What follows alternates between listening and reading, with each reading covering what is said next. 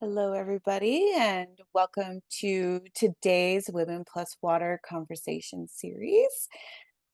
This is our last one for 2024, so thank you for joining us. I want to begin today by acknowledging that all of us are participating today from traditional territories of First Peoples across the country and around the world. Those of us in Saskatoon, like I am, are gathering here today from Treaty 6 territory and the traditional homeland of the Métis.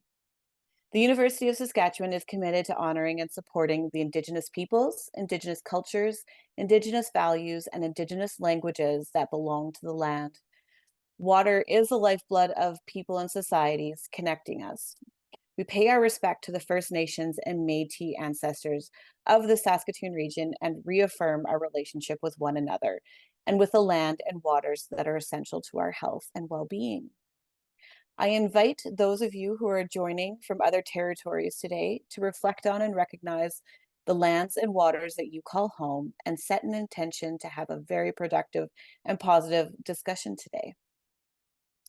So I'm Stacey Domansky. I am the outreach specialist here at the Global Institute for Water Security and the Global Water Futures and Global Water Futures Observatories at the University of Saskatchewan.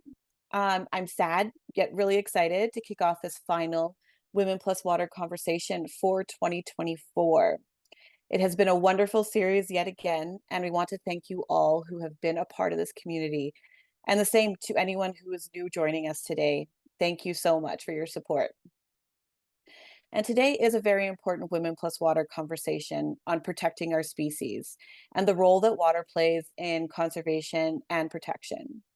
So this lecture is in honor of Earth Day, which is celebrated annually on April 22nd.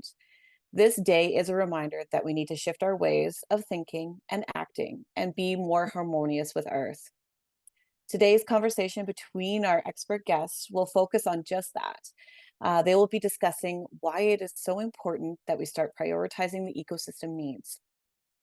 So to go over some logistics for today's event, if you're wanting to listen in French, just click that globe-shaped interpretation button in the bottom toolbar and choose French.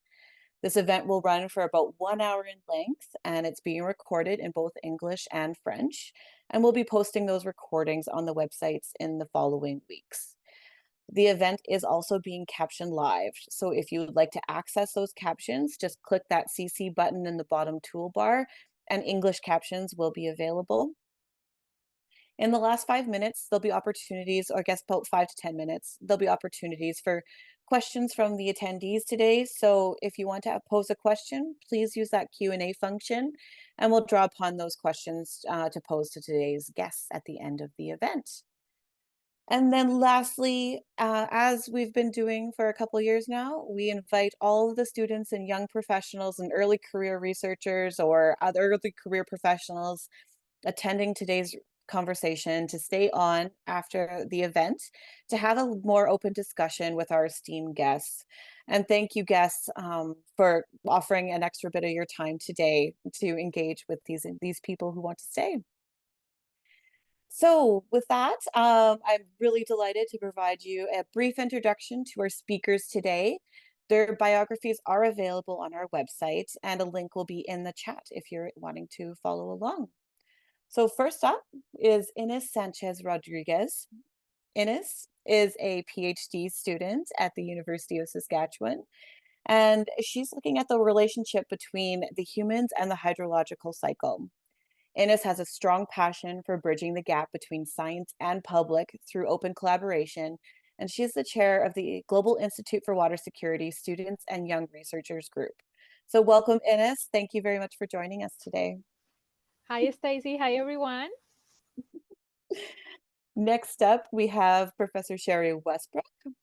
So Dr. Westbrook is a professor of ecohydrology in the Department of Geography and Planning at the University of Saskatchewan, and she's a member of the Center for Hydrology and the Global Institute for Water Security. Dr. Westbrook's research focuses on understanding how beaver ecosystem engineering can create the slow flow environment that's critical for building climate resilience, reversing environmental degradation, and bolstering biodiversity. So welcome, Dr. Westbrook. Thanks for joining us. And last we have Jan Sumner. Jan, welcome. Jan has been serving as the Executive Director of Wildlands League since 2003. She's a seasoned environmentalist with over 3 decades of experience dedicated to securing a more livable future for the planet. And Jan has spearheaded numerous initiatives aimed at conserving and preserving the country's diverse ecosystems. So welcome, Jan. Thanks for joining us.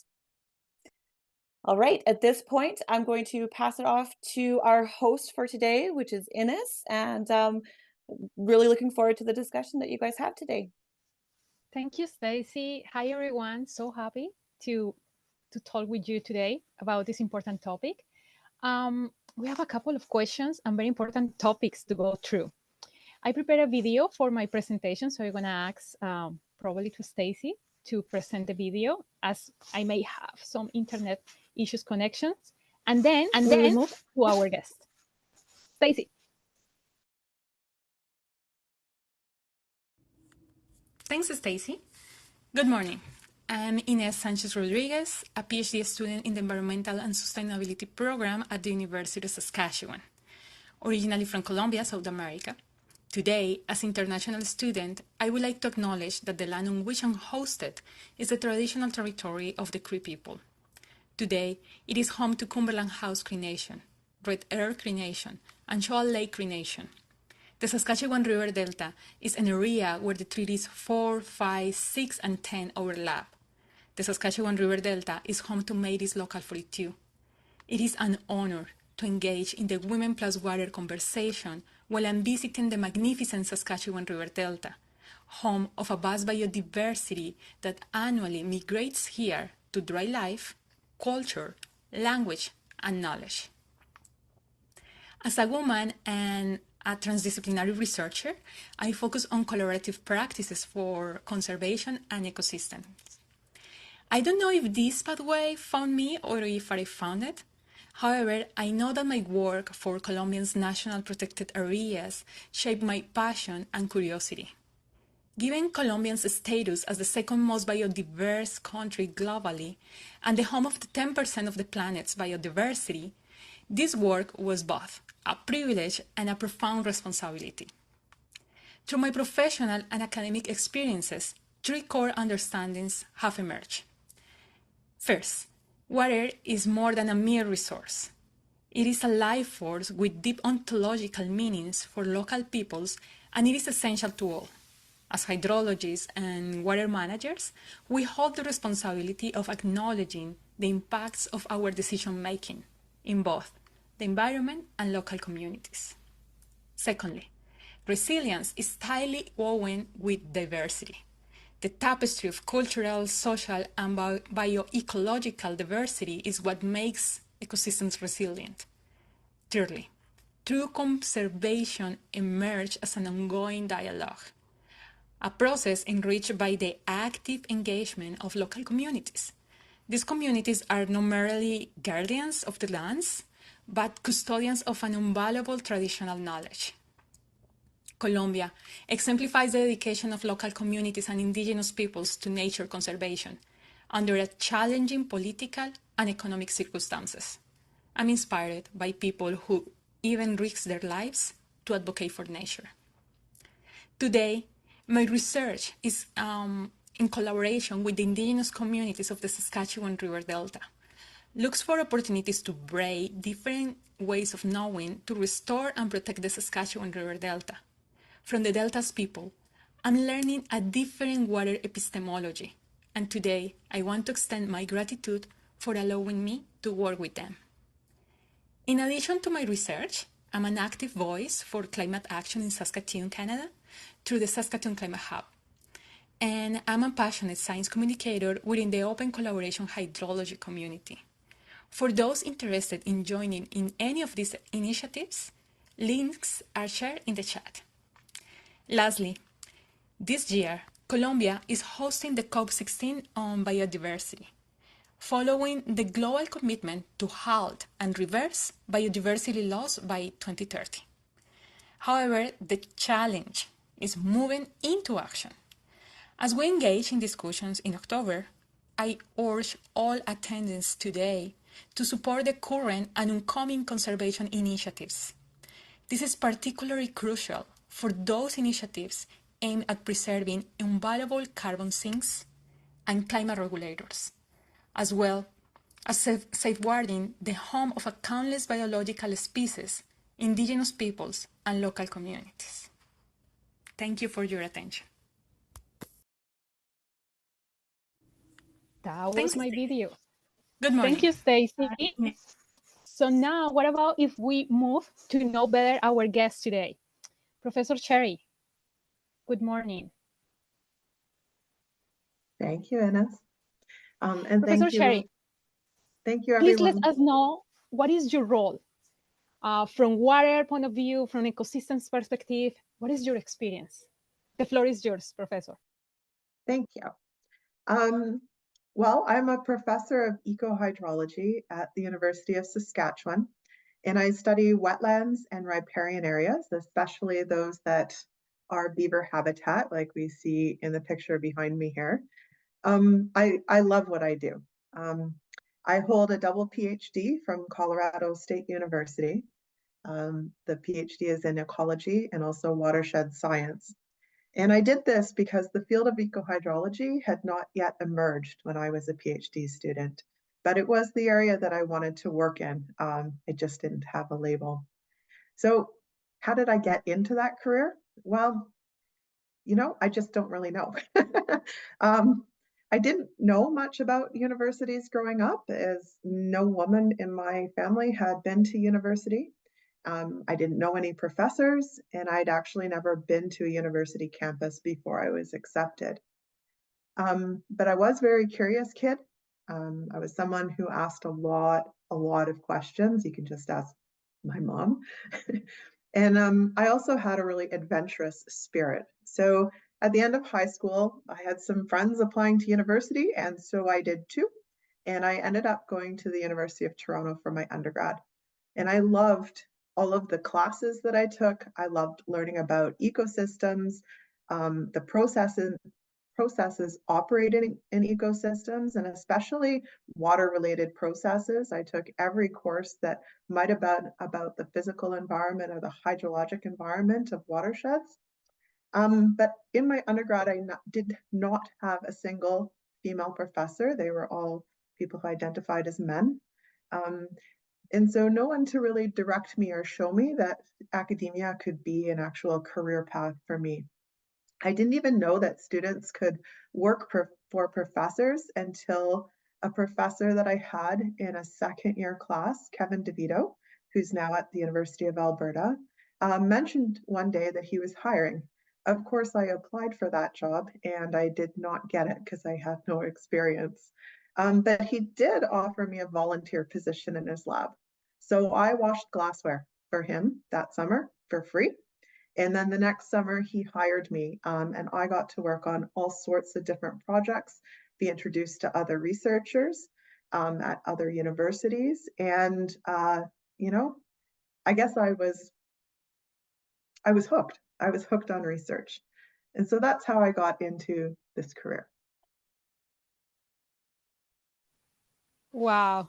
Professor Cherie, thank you so much for sharing with us a little bit of your story. An adventurous woman. And yeah, for many of us, it's important to know that the pathway can be in front of us. Let's get to know Jan. Hey, Jan, good morning. Good afternoon. Oh, good afternoon for you. That's true. Jan, what is your experience? What is your role? How is related water and ecosystems?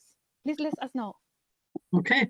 Well, I'm going to start actually with a little bit of a presentation. So I'm the executive director at Wildlands League, but I didn't start out there. I actually started my career working on astrophysics. That's what I went to university for. And I'm just trying to get this slideshow to, there we go. And so I started out working in astrophysics because I wanted to be a rocket scientist, basically, or I wanted to go to the stars. And I found out after maybe a couple of years that I didn't really, I loved physics, but I couldn't see myself doing it 24/7. So I started looking around. I had various job opportunities, and I had a friend who was working at Pollution Probe, and she said, "Why don't you come and work here And I got really fascinated about trying to explain science to other people. So I worked in the information office, and I worked for a pollution probe for about 5.5 years. And we did all kinds of work on the Great Lakes, talking about toxics in the Great Lakes, but waste management and this new emerging field that nobody had ever really heard about called global warming. That's how long I've been doing this work. So that was back in the 90s, and it was before we had ever signed on to the Kyoto Accord, et cetera. And I got so fascinated with the world of climate science that I decided to go and work for the Pembina Institute, who was doing a lot of really good climate work at the time. And I ran a project called climatechangesolutions.com. And my role was to create a website or a repository of all different kinds of solutions that we could engage in, from individual action to corporate sector action or industry sector action. And one of the areas that we looked at was forestry. And when I started to look at how much carbon was in our ecosystems in Canada versus how much we were emitting, I said, oh my goodness, this looks like an area in terms of what astrophysics taught me was how to think in terms of systems, and how to think in terms of what does that mean and how do these systems interact. And I could see that the carbon content and all of the climate math was based on keeping ecosystems absorbing carbon. Some people talk about carbon capture. Well, nature is the carbon capture system that we have to rely on. And I could see that we were actually approaching it from a perspective of almost ignoring, and still to this day, almost ignoring the math on that side of the equation, and only looking at the side of the equation, which was what the emissions were. And we weren't really looking at it in terms of how much are we capturing and how are we degrading our ecosystems, and how are we degrading in one very important ecosystem, which for me was the Hudson Bay, James Bay lowlands. And so I went to look for a group who was working on that, and I found Wildlands League. And I actually probably over the 20 years I've been there have shifted even more of their focus. So I'll tell you a little bit about them. So Wildlands League, we have an affiliation agreement and are connected with the Canadian Parks and Wilderness Society. So you may have heard them across the country, but who we are is a bunch of policy activists and people who think in terms of how do we shift at a systemic level so that we can create conservation. But we work very much in partnership with Indigenous nations. This is one of our trips up north in the Hudson Bay lowlands. And you can see these great big pools of water and combinations. We're sitting on a tree that really most people wouldn't think should be out on the shores of the Hudson Bay, but it moves by water. And so we work in the north, and this is Lawrence and Anna. Anna works for me, and Lawrence is with Mushkegowuk Council. And this is Dave, who works on our southern work, and we're right on the shores of Lake Erie, working with Caldwell First Nation to create a national urban park in Windsor. So all the way from the very southern tip of Ontario to the very northern tip. And this is our team that helps us get conservation, because there are a whole bunch of really enigmatic creatures that live in and around water, and we use them abundantly to talk and communicate to Canadians about what it means to protect these ecosystems. And what we should be seeing in the next little while is we'll be moving from the feasibility phase to the negotiation phase of creating a new national marine conservation area in Hudson Bay and James Bay. And we look to celebrate that this fall. And it will, at the very least, be 8.6 million hectares of ocean. This is just another picture of us out on the water. And this woman over here is Zuzu. She's a professor at University of Manitoba working in their oceanography work. And we also have a podcast working on forests and forestry. So if you want to check that out, it talks a lot about the upcoming episodes are talking a great deal about forest fires and working with, we've got a forest ecologist that's on there. So you might want to check that out. But anyway, that's the conclusion of who I am and who I work for. Wow, Jan, what exciting journey. Thank you so much for showing us how this system thinking has opportunities for our environment. So for everyone here, thank you for engaging. Let's move to our conversation. So we will start with a question that might be simple or as much difficult to respond. So I'm going to start with Professor Cherie, and it's about the role of water. Like, what role does water play in our ecosystems, in the ecosystems that surround us and the ecosystems that we live, and how important is for us to protect water and protect our species at the same time. Professor Cherie. Thanks. Well, I don't know. I guess the short answer is that water is life. It's hard to really say much more than that.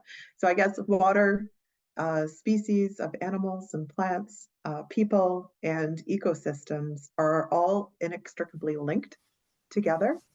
And then I think about kind of the animal that I work on, the beaver, and there are other organisms like it. These organisms are called ecosystem engineers, so that they not just rely on water to live, but they are also able to reshape their environments in ways that change the way water is distributed across the landscape and across time. And so, you know, when I think about water and species, I think it's hard to separate the two. And so to protect water is to help conserve species. And to help conserve species is also to help protect water. Wonderful. What very significant. It sounds sometimes trivial and repetitive, but water is life.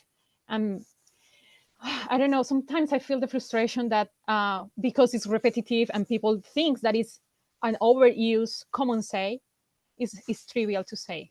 Professor, Jan, what do you think? What is the role of water in protecting our ecosystems, and how important is protecting our ecosystems and the water at the same time?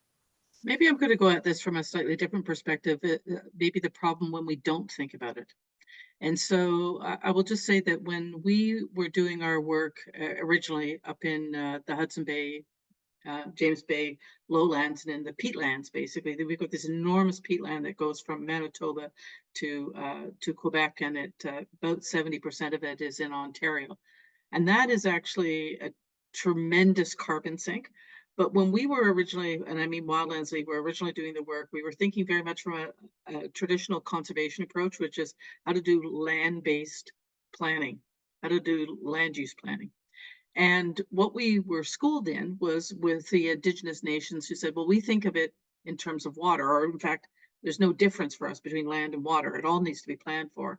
And the women, especially women in Indigenous culture, were thinking of it from they are the water bearers. Their role is to think of that. And as soon as we started to change our thinking and think about water and all the ways in which water moved, and whether you have a mine at this end of the bog system or whether you have it at this end of the bog system, and how water moves and actually goes out into the ocean and actually carries even some of that carbon, that is actually a very important new lens to think about. And if we don't, then think of it from that perspective, then we aren't thinking about the entirety of the ecosystem and how all of those elements function together to create a thriving, healthy planet that we live on.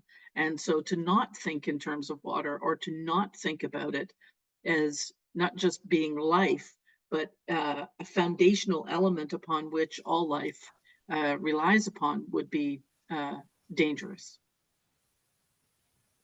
Jan, you just touched a very important aspect, and it's how sometimes we try to make everything to fit in a box and trying to see things without in a more traditional way, less progressive way, especially when we talk about conservation.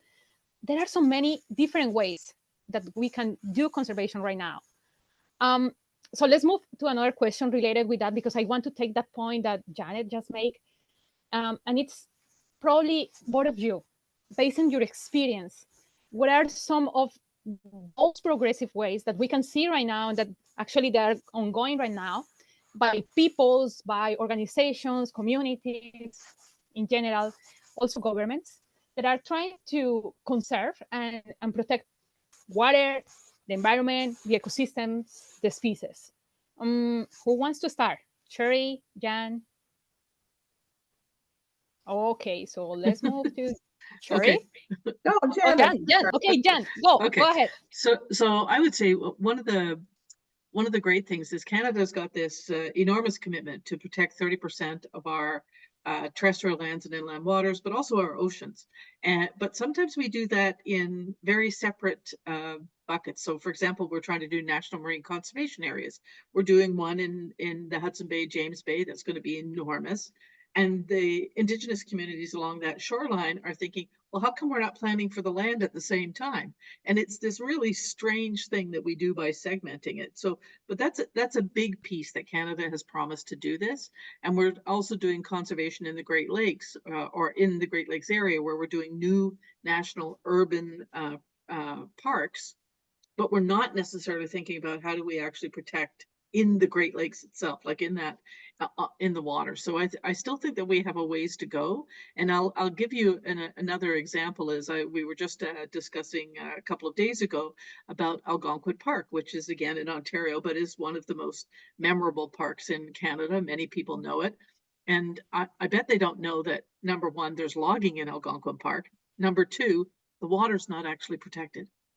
So it's very interesting to me that we've got this incredible park that people travel from all over the world to come and see, and yet at the same time we're actually logging the park and we're not protecting the water. So I think that Canada's got an enormous opportunity to protect 30%. We're moving in that direction, but we're not quite there yet, and we have to rely on some of the provinces to start stepping up and doing their bit. That's very interesting. And actually, this is the year after the framework signed last year in Montreal. I believe that's the commitment for everyone around the world. And I will say that's the challenge for my country hosting the COP on biodiversity. Just let me share that Colombia has the same goal, protect the 30% of our land and our territory. And still we are in the 50% and working on. Before to move and go forward this conversation, Cherie, what do you think? What are those progressive ways for people's organizations, governments, that they are now trying to protect, conserve, or actually reaching those goals that we have, like 30% of our land in Canada or in Colombia? I think I want to pick up on something Jen started with, which is this idea that there's just no longer space to work in silos any longer. And it's really easy as a researcher to do that. And that we shouldn't be doing that. I think it's imperative that researchers create connections with all of the organizations around them, and not just to receive funding, but to share knowledge and help it be implemented in ways that are appropriate in terms of like on the ground implementation or policy, many different ways. So, you know, a new world of connection, I think, is where we're going forward. And I think about two places where the species I work on, beaver, where connection is really important. So one, I'll talk about what's going on in the Arctic, but I'll first talk about what's going on in British Columbia. So as many people on the call probably know, British Columbia has had just immense wildfires and wildfire damage, followed by extreme heat and flooding that resulted from a lot of the landscape very quickly changing. So what is going on in BC right now is that there's a real push to try to bring beavers back into the headwater ecosystems to help provide fire breaks, to help provide additional water and change the way that it is flowing through these systems back to what would have been occurring before European colonization of this country. And so that requires researchers to come together from all different fields. There's veterinary medicine, there are hydrologists, there are beaver ecologists, there's even geneticists. So there's a wide range of people from the research community that are coming together with nonprofits like Ducks Unlimited Canada and the provincial government, and folks that are in different spaces of different conservation organizations to try to make this kind of thing happen at a large spatial scale. The other example that I said was in the Arctic, which is quite a different scenario. So of course, Canada's north is changing, permafrost is thawing, and a wide range of species are expanding their distribution northward. One of those species is the beaver, and that's of concern, of course, because they are an ecosystem engineer and are being accused of accelerating permafrost thaw in the areas in which they live. So beaver haven't been in the Arctic in a while. They used to be in the Arctic, but it was a couple million years ago, and the Arctic had a very different climate. And so with the climate that is changing, the climate conditions are becoming more suitable for beaver, and more importantly, their food resources are becoming more suitable. The shrubs like willow are growing taller and more dense, and so they are pushing forward into landscapes that we haven't seen them in a very long time. And so there is a fairly newly formed Arctic Beaver Network, Beaver Observation Network, I guess it's called, ABON. And it involves people who make these places their home, and also different organizations and researchers and governments. And of course, this is a multi-country initiative as well, because we have Alaska in the north, and so there's connections now between Alaska and Canada, the United States and Canada, that weren't there before in terms of tackling this kind of project. So in terms of beavers, I think there's really exciting initiatives moving forward that are large-scale, collaborative, and not siloed. Can I mention one other area of opportunity, or one other area of success, which is the national urban parks, and that Canada has, well, they promised to deliver on 30% by 2030 and to meet a 2050 target for net zero. We've also promised to halt and reverse biodiversity loss. And biodiversity loss is most acutely felt in our urban and near urban areas. Yet Canada also has a promise to do 15 new national urban parks. And what I find encouraging is many of those new national urban parks are in and around watercourses or places that are close to water in and around the urban areas. So if you take the very first one, which is Rouge National Urban Park, I know there's one in Meewasin in Saskatoon, and there's also a proposal for, I think it's Alberta, along the Edmonton watercourse that goes through there, and also out in Halifax, where it's sitting right next to the ocean, I believe. And so, and then Windsor is right next to Lake Erie. And so as you can see that some of this complementarity can exist, where you can actually be creating refuge for some of these species that may have the most pressure on them because they're in an urban or near urban area. And we see, for example, I'm the chair of the advisory committee for Rouge National Urban Park. And just by virtue of having the park there and actually doing the science, because they didn't have the money or the resources for the science as much, they've now identified over 2,000 species in Rouge National Urban Park, which sits in the most populous place in Canada. So taking that kind of, and it will also safeguard that water course that's going up the Rouge River. So this will be a huge help going from the Oak Ridges Moraine down into Lake Ontario. And we just need to get more connectivity, because there are adjacent watersheds as well that will be affected if we could do more protection. So I think that doing more national urban parks will actually help us in terms of the commitment about halting and reversing biodiversity loss, because it's not just a percentage, it's actually achieving more thriving ecosystems. It's interesting how sometimes we want to put the protected areas in a manageable fashion, and in fact, to make them resilient, especially with the species, we should give them the opportunity to migrate and have that connectivity with another figures of conservation or another ecosystems.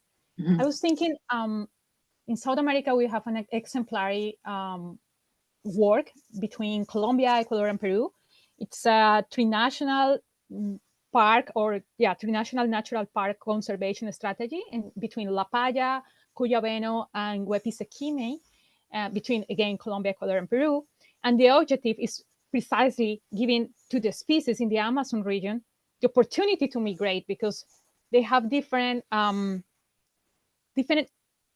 pathways that they follow regarding the seasonal behavior. So interesting. And I very much appreciate that you both made emphasis in the opportunities to create connectivity or establish connection between different ecosystems, and shift that paradigm to treat the protected areas and the species as silos. I have another question regarding Cherie. Go ahead. Oh, may I just add to that? So I think part of the challenge is for people to really understand what species are in their environments. And so some of these species might be related to water and some might be less related to water, connected to water. But there are 3 cities in Western Canada, Saskatoon, Calgary, and Edmonton, that have joined the Urban Wildlife Information Network that is part of the United States, where there are cameras set up across the urban centers to try to really document what kind of species are there that are living in even the non-protected areas of our urban environments, and trying to, show the public what kind of species there are and what they can see in their own backyard, and show them pictures from their own homes, from the places that they live, which I think is a wonderful network. Ryan Brook runs that in collaboration with Nature Saskatchewan out of for Saskatoon. He's in the Agriculture and Bioresource College. Sometimes we live in a paradise and we don't realize what is around us. That's surprising. Can I make a comment just on connectivity? So I had a lesson in really thinking big thinking.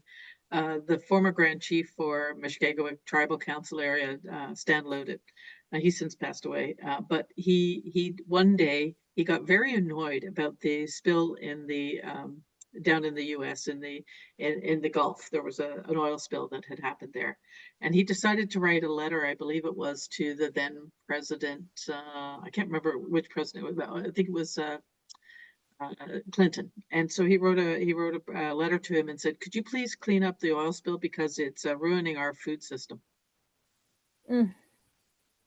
Because they hunt and kill the ducks that go down there, and it's this idea that we need to think about connectivity, obviously in terms of how mammal migration might happen or how mammals move, but also in terms of all kinds of different species, how fish swim, where they go, what that looks like, but also how the birds go.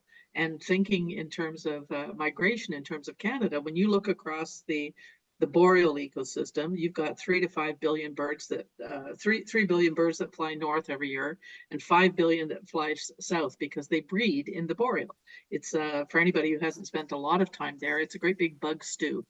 And I think we did a calculation in our area. There, we had one of the scientists who just couldn't resist doing the calculation, and her estimate was it was 1.7 trillion bugs in Ontario's Hudson Bay, James Bay lowlands, and that's why the birds come there, because they're going to feast on that. But some of them travel as far south as Antarctica, and in fact, Sam Hunter, who's a friend and a colleague out of Pewanak, which is on the Winnisk First Nation, which is on the shores of Hudson Bay, just traveled down to Argentina to study shorebirds that are native to his end of the world, but actually travel that far south every year to go down there. And you can't protect birds by just protecting the birds that live in your area. You have to check all the boxes in terms of the migratory path, and then where they end up. So thinking, really having systemic thinking, and thinking both from a water, a land, and also a migration perspective, and how all these ecosystems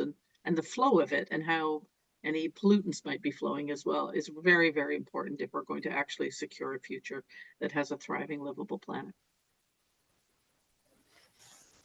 Wonderful. Where I'm located today, which is Cumberland House, people get to used to migration. And they see migration as a part of their lives. And something that they actually emphasized yesterday in one of our meetings was exactly what you say, Jan. We should protect the pathway so that they can reach the point where they are making their life possible.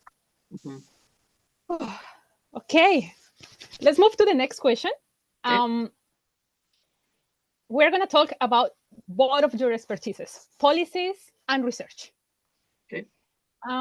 Currently, policies and research practices sometimes prioritize people's needs.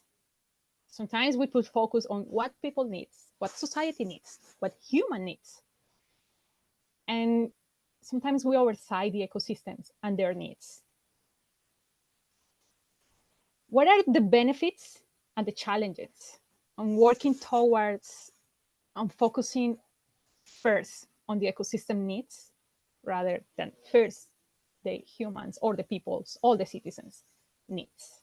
It's a tricky question, so take your time. But again, policies and research, sometimes they prioritize humans first and then the ecosystems. What if we made the shift? What are the benefits? Who wants to start? Cherie? Okay, Cherie. Well, I think it is a tricky question because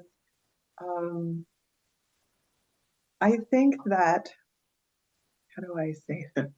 So, you know, a lot of water problems are our perception of those problems and about what we as a species need, humans need from ecosystems in order to survive and to thrive. That would be like personally thrive, health-wise thrive, mentally health-wise thrive, and also economically thrive and promote industry and development and chasing money. Now, you know, I guess I don't survive, I don't support or subscribe to that human-centric view of an Earth. I see us as one of the species. Obviously, we have a very large impact on environments, but we are just part of the environment, and we would not be able to be here if it weren't for the environment supporting us in all of our actions. And so I find it really challenging to find the right space to be able to communicate the importance of my research, both for species conservation, but also for human conservation, I guess. But I'll give an example. So one of the projects that I'm involved with is in Colorado right now and is in Rocky Mountain National Park primarily. So the headwaters of the Colorado River. And the headwaters of the Colorado River have experienced an ecosystem collapse. The system has completely changed structure from a thriving riparian wetland community to a dry grassland that supports way too many elk and moose. It has lost its beaver and it has lost apex predators from the region. And there are also immense water needs downstream. I mean, it is the headwaters of the Colorado, and the Colorado River does not actually flow into Mexico any longer. And even within Colorado, you know, there's the city of Denver. There's a lot of populated areas. And so the careful balancing then of preserving an ecosystem so that the ecosystem has integrity to support biodiversity, but also the integrity to support human needs in downstream locations is very important. So this is a pretty unique project. We are kicking off a beaver-based restoration project that involves so many agencies and groups and researchers to be able to come together to try and create some kind of restoration that will support the restoration of the biota, restoration of the ecosystems, and also provide water to downstream users when they most need it. Wow. I don't know if I answered your question, but that's where I'm at. I think you gave us more questions. That sounds like a fascinating project. It is. Yeah. Sounds fascinating. Jan. So I'm not sure I'm going to pick one, but I'm going to say that I really love working from as I said from the start. I mean, my career started out in science. I love the science. I love digging into it. I love understanding it. And I rely on great scientists to tell us some fascinating things that could actually shift or make policy better. And the reason I say it that way is because a lot of times I think even if you get good policies, they have unintended consequences that you didn't foresee before you started. And sometimes they can be myopic or can be segmented in a way that they don't think about all the other impacts, even if they might be designed for the best possible reasons with the greatest intentions. So sometimes we have to be very, very careful because policy frameworks don't necessarily work out for us. And I'm going to give an example of one that was developed in the I think it was the 1990 Earth Summit, which was around the Grow Harlem Brundtland report, which came out. And I think it really introduced the world to this concept of the three-legged stool. Everything is a three-legged stool. We have environment, we have the social, and was it environment, social, and economic. So we have those three legs that we reside on. If we get them all right in a balanced fashion, it's going to be just fine. And balance is going to win the day. And everybody talked about balance. Well, here's the news flash. The planet doesn't actually work that way. The planet works this way, which is we need a healthy, thriving planet upon which to build a society and then have an economy. And so you don't actually get to build a planet by saying, oh, well, let's take just a little bit more of this and degrade the ecosystem this way, and then hope it recovers because it's going to help us do this. And then pretty soon that stool is falling over and you sawed off one of the legs and you don't even know what the problem is anymore. So it actually doesn't work to have a policy framework that, for all intents and purposes, was designed to try and incorporate and think through how all of these things interact together. But it set us down on a path for the last 20, 30 years in terms of thinking that we could have this balance. And you don't get that balance if you've done something like what Dr. Cherie was just talking about, where you completely ruined an ecosystem. Right, where you've degraded it. Even in terms of our forestry, if you look at Canada, I mean, many people are blaming climate change for the forest fires.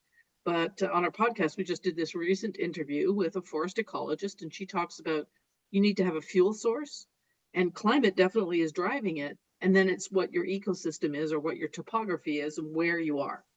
But we all focus on climate change. Oh, let's just blame climate change. But how we've been treating the land, we've been doing fire suppression for 100 years, and it's built up the fuel load in our forests. And we're not even thinking from that perspective. And so that has led us down this path where we have now got overlapping challenges within our ecosystems. And so I think getting the right policy framework is sometimes a very delicate balance, and trying to find out what's the right frame. And back to what Cherie was saying, is it's about perception. And if your perception is, oh, we can balance everything, you need to have that corrected, because the planet doesn't work that way. It starts from a foundation that says we have to have a healthy ecosystem upon which to build a healthy society and a healthy economy, not the other way around. And if I may add for a moment, may I add? Yeah. I think also, the majority of the population of this planet lives in an urban center.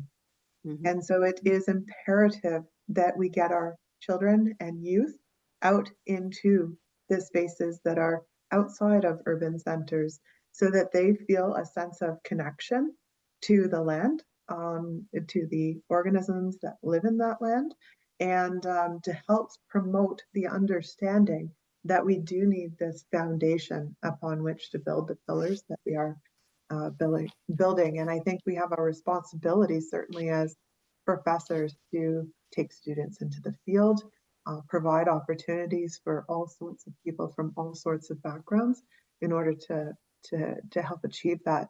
And we need to do it much younger too. And the elementary schools are very good at that. Wow. Where I'm located, if may I share quickly, people have told me that if the delta is healthy, the people is healthy. Mm-hmm. Simple as that. And that's something that they have learned and taught for centuries across all generations. They had been born and raised here. Although the delta, it's into a tremendous bigger and intervening basin that basically its health depends upon what is happening upstream. Mm-hmm. I wonder how this systemic approach can somehow permeate and close the gap between research and policies, and makes possible to understand, as Cherie mentioned, that humans are into the ecosystems, are part of the ecosystems, and we are not a part of them? That's a good question. And hopefully some of our young professionals that are watching us are interested as well on that. Okay, we have a couple of minutes for more comments. And then I'm gonna give the floor to Stacy, because it seems that we have several questions from our attendings. Okay, Yeah, Stacy, go ahead. Yeah, go ahead. No, Jen, go for it. I'll jump in. Yeah, so I was just going to say, I think that obviously we live in a planet that is suffering from climate change, but sometimes I think that climate change might be the very challenge that we need to start thinking on a more systemic level, because it is bringing scientists together that comes from different areas of study. It is creating an awareness. For example, you see the Insurance Bureau of Canada coming out with all kinds of statements. We know that municipalities are worrying about flooding in their areas. And we know that homeowners are concerned about it. But at the same time, we're thinking about how can I actually use protection of nature to secure a more stable environment close to home, whether that's like having all the tree system that go up and I'm pointing this direction because the Rouge is just down the street from me. But basically the trees did the best there when we had the big ice storm here in Ontario, and they did the best at surviving that because they have the big root system. They're native species. They live along this river system and this water course. They're there to actually control both the wetlands in that area are there to both control flood and drought. And so it's like a slow release or a fast release, depending on what they need to do. And so having that in our cities and urban areas and getting kids out on that water, like we've taken 700 people out on the waters there to just get acquainted with what it is to paddle even in a city. And as you do that, you make that connection of the heart, and it creates the desire to want to protect these areas. So while we're facing some enormous challenges, I think it's bringing together people to think in a more systemic way and think about how all these different policy frameworks and these sciences inform each other and work in an interconnected way. And we are also seeing the rise of Indigenous knowledge and bringing that to bear on problems, because it blows my mind all the time when I sit down with Indigenous peoples and they can teach me a thing or two about this. And as I've traveled to the Delta where you are, and it is an absolutely beautiful place, absolutely beautiful. That's fabulous. Does anybody else have any last remarks before we answer or ask a couple questions from the audience? It's a really good discussion today. Oh yeah, sorry, go for it, Ines. I just want to invite everyone to keep an eye on the COP of Biodiversity in October. And let's put this in action because we don't have more time. Mm-hmm. Definitely. Thanks, Ines. So yeah, we have a couple questions that came in. I'm going to go to Cherie's question first. Her question is, I'm curious to know how each presenter's thoughts on enforcement and if they feel that a lack of enforcement has the potential to make matters even worse. And she means in terms of the watershed management, if the lack of enforcement is not acknowledged or accepted or improved upon. Yeah, does anybody have any answers to that? I think enforcement is part of it. I mean, we're dealing with humans, and humans have behaviors that can be in part controlled with carrots and sticks, not just sticks. But, you know, I think it's also important to know when people are fined, there is mechanism for that to be invested back into conservation. So for example, in Canada, when a company, for example, is fined for an environmental transgression, there is the Environmental Damages Fund, and that goes into a research pot that researchers then can use, or communities can apply for and use, to kind of heal the environment and make investments in the environment and ensuring it's in a great place for all of us. So I don't know. I think it's part of the key, but I don't think it's the only tool that we should be looking at. Yeah, I'd like to take a shot at that question. So in terms of enforcement, I'm going to go at a quite a bit higher level. So if you've got a federal government that has promised to deliver on 20 or 30% by 2030 in terms of protection, and yet the land managers are those responsible for making decisions on land use and extractive resources are the provinces, how do you get that to happen? And so that can be, or it should be, in my estimation, a combination of a carrot, which was the creation of the Challenge Fund. And it was, I was actually seconded to work with Minister McKenna on that. And that was about creating a fund, I think it was almost $1 billion to create incentives for province to say, yes, we want to do protection, because there was a recognition that it was the provinces who were doing that. But what was disappointing was that the federal government did not actually enforce some of its requirements under the Endangered Species Act. Very specifically for caribou across this country, we've seen all kinds of caribou conservation agreements, which is essentially more money for more process, but isn't money in terms of actually delivering on protection. And much of this would be areas that are boggy systems across the region, because caribou overlap in a boreal ecosystem, which is quite wet. So what we're seeing is a lack of enforcement, or the stick, and we're only seeing the carrot dangled. And when that happens, then the motivation of provinces is not as great to say, you know what, heck, we're going to get on board with that. And so I think that we need to have some people dealing with that in terms of getting governments more comfortable with saying, we really need you to step up and not just use the carrot. I wonder how these enforcements could be an opportunity to provide support to people that make conservation in the ecosystems. So if it's in somehow we can get that money and address directly to pay for the ecosystem services that these people, local people, indigenous people, does for preserving and restoring the ecosystems, it could be an option. And actually, that's something that we're exploring in Colombia right now, in many countries in the South, because we have the challenge of the illegal crops, right? And how you can battle illegal crops and deforestation. Well, giving the opportunity to these people to live from caring the ecosystems.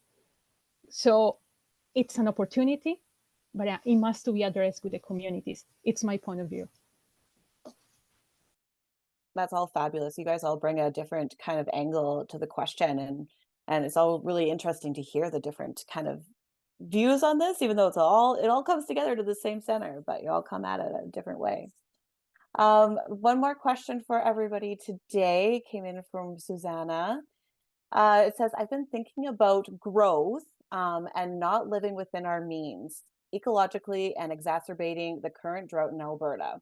Why is wildlife not talked about in drought management? Does anybody have an answer for this? I think so, given the smiles and the nods. Agreements.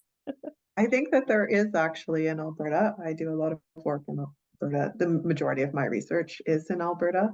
And despite that, politically, it might not be the ideal place at the moment for conservation type work. There is actually a lot of initiatives going on, and I can say that the Alberta government, through their different funding arms, are actually doing work on examining natural climate solutions like beaver and supporting work in that area. So it might not be the conversation that ends up in the media, but there is actually work going on that is supported through there. And I think generally that question really highlights, one of the human downfalls is that we always want more. And, that's something that I think every person has to struggle with. That's part of how we're built, and trying to figure out what is actually enough for us and how to be satisfied is something that I think we all need to reflect on as the population of the earth keeps increasing, human population of the earth keeps increasing. Maybe too soapboxy? Janet, bring me down now. No. I think I completely agree with that. And I think that as somebody who chooses to try and influence the policy frameworks across the country at a federal and very much at a provincial scale, thinking through that lens, like what's actually going to play well for you. So your work that you're doing on watershed management or drought management or what have you may have the most resonance with the voters, and I say that very specifically because they're interested in flood management because their household is going to be impacted by that. Maybe it's they're tired of their cottage getting flooded, or maybe they're tired of floods occurring near their home and it's reducing their property values. So you may come out drought management or flood management from a perspective that you're literally talking about what the homeowner value is, but the outcome could be very much about what it's going to do in terms of the ecosystem and all of the species that are living there. I know from my perspective, I came to Wildlands League to really help make sure that we secured the natural areas that were going to be able to absorb carbon, but also the really carbon rich areas. And 20 years ago, if I went out and started talking to somebody about protecting the carbon rich areas in Canada, they'd go, well, who cares? But if I went out and started talking to them about what was happening to caribou, which was a precipitous decline in caribou populations across the country, I could get a lot more. But you know what? Caribou and carbon overlap almost entirely in terms of the density of carbon across Canada. So you can get to your result sometimes without necessarily having to speak to an issue that you would have maybe a percentage of society care about, but not the vast majority. And you need the vast majority so it becomes something that is relevant to a politician. And that's going to be different in different areas. If your city has had a big flood management might be a big area to talk about. If you've got an area, like I know in this area here, everybody cares about monarch butterflies. I'm glad that they care about monarch butterflies, and that might be the way that we go after migratory paths. But it might be something different in another area, right? So for me, when you're influencing policy, you're often choosing what is the lever that's going to get you there the fastest. So yeah, I agree with you, Cherie, that it's going to be different in every region. Stacey, I will just encourage the people to talk about biodiversity, the biodiversity that is around us. If the policies, politicians, and the laws, they don't talk about biodiversity, it's because we don't talk about biodiversity in our regular conversations. Put them in the conversations. Young people, like I'm not in that group anymore, but young people that use social media, put biodiversity in social media, make a movement in which this dialogue, these conversations are relevant, because otherwise they will not appear in the bigger conversations where decisions are taken. Mm-hmm. All great reflections on that question, for sure. Thank you all so much. Unfortunately, we are out of time for the conversation today, so thank you for that fabulous discussion. As I mentioned earlier, that this is unfortunately our last Women Plus Water conversation for 2024. So if you have missed this, or you know of anybody who would love to join this or see this conversation, we'll be putting recordings of all of our 2024 conversations up online, hopefully within the coming weeks. So watch our website for that. So thank you to today's guests. That was a fabulous conversation. I'm really excited to keep on carrying this on afterwards with some early career professionals. And of course, our last reminder, we want to let everybody know still, if you're unfamiliar, we have our Women Plus Water expert list that essentially tries to raise some awareness about or increase the diversity, of women in water at events, in the media, etc. So if you want to self-nominate, please feel free to self-nominate. Before I forget any further, I am going to invite Corin to come and provide a few concluding remarks on behalf of Women Plus Water. Thank you, Stacey. Another excellent conversation and really appreciate it. For those of you who don't know me, I'm Corinne Schuster-Wallace. I am founder of the Women Plus Water, although we didn't realize what an amazing community it would be when we first started from a humble initial webinar, and it's grown so much over the intervening years. I wanted to echo that we'll be back next year with another great lineup of individuals. And yes, please either be on the list or use the list.